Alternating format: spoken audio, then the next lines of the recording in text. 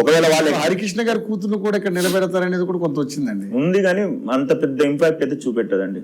ఎందుకంటే మనకు కమ్మ ఓట్లు సెటిలర్స్ ఓట్లు అన్ని కలిపి 25,000 కంటే ఎక్కువ లేవు. ఓకే, 25,000 30,000 మ్యాక్స్ కూటమి అభ్యర్థిగా జనసేన, బీజేపీ అండ్ టీడీపీ అభ్యర్థిగా హరికృష్ణ గారి కూతురు సుహాసిని గారిని పెడతారనేది కూడా ఇక్కడ ఒకటి ఉంటుంది రవి గారు. క్యాలిక్యులేషన్స్ రోజు రోజుకు మారుతాయి. లాస్ట్ టైం చంద్రబాబు నాయుడు ఉత్తమ్ కుమార్ రెడ్డి గారు కలిసి పొత్తు చేసినారు కాంగ్రెస్ తో. ఇప్పుడు ఏమైంది? అదే చంద్రబాబు నాయుడు గారు పొత్తు ఎవరు ఉన్నారు? బీజేపీ. అంటే డిఫరెంట్ కాంబినేషన్స్. అలా మళ్ళీ ఇంకొకటి ఏంటంటే రేవంత్ రెడ్డి గారు టీడీపీ నుంచి వచ్చిన వాళ్ళు, ఆయన ప్రత్యేకంగా టీడీపీ అభిమానులు కూడా ఉన్నారు. ఇప్పుడు మీకు అర్థమైందా? టీడీపీ నుంచి వచ్చింది కాబట్టి గోపీనాథ్ గారు గెలిచింది. అంటే టీడీపీ ప్రత్యేకమైన అభిమానులు ఉన్నారు కాబట్టి అది రేవంత్ రెడ్డి గారి వైపు మూవ్ అవుతుందా లేకపోతే ఎన్డీఏ కూటమి మూవ్ అవుతుందా అంటే అంత డెప్త్ గా అనాలిసిస్ చేయాలి.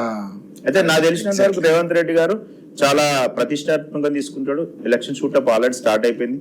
దాదాపు ప్రభుత్వం అనేది అధికారం ఉన్నది కాబట్టి వాళ్ళకి ఒక వాల్యూ యాడ్ ఉంది. ఒక 200 CR వరకు అభివృద్ధి పనులు, రోడ్లు అవి ఇవి చేస్తూనే ఉన్నారు. ఇన్ఛార్జ్ మినిస్టర్ కూడా చాలా వివేక్ గారికి ఇచ్చినారు, తర్వాత పొన్నం ప్రభాకర్ గారికి ఇచ్చినారు బీసీ ఓట్ పోలరైజేషన్ కోసం, తర్వాత కమ్మ ఓట్లు లాంటివి ఉన్న వాటి కోసం తుమ్మల గారికి ఇచ్చినారు. అంటే వాళ్ళు ఒక స్ట్రాటజిక్ ప్లాన్ లో ఉన్నారు. సో ఎట్లా వర్కౌట్ అవుతుంది అనేది ఇది ఓన్లీ ఎగ్జిక్యూషన్ లాగా ఉంటుంది.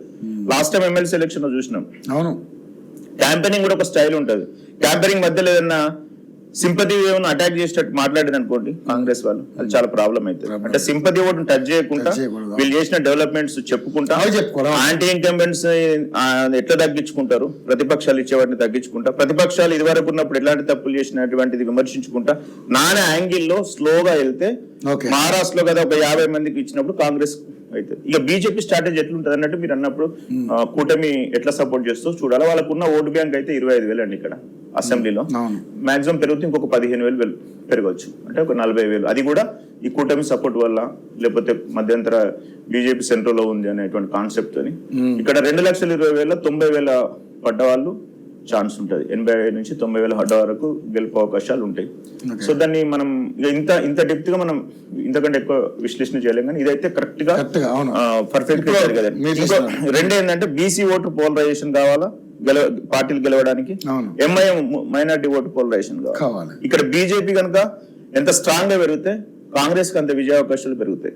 కానీ ఇక్కడ మరి ఎంఐఎం సపరేట్ గా పోటీ చేస్తుంది అన్నట్టు కూడా వార్తలు వస్తున్నాయి. మరి అట్లా పోటీ చేసే పరిస్థితి ఎట్లా? అంటే ఎంఐఎం బిహేవియర్ ఎట్లుంటది అంటే గారు, వాళ్ళు గెలుస్తారా